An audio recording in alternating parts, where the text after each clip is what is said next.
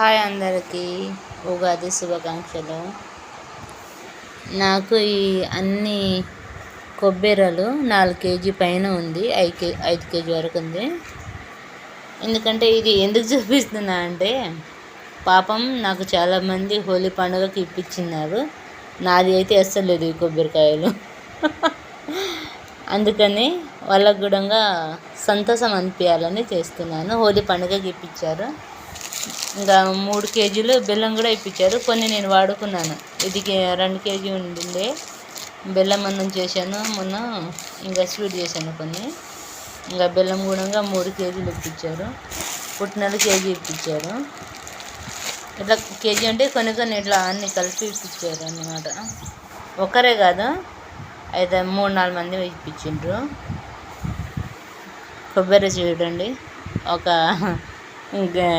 బుట్టి నిండా ఉంది. నేను ఇప్పుడు కోస్తున్నాను లడ్లు చేయడానికి.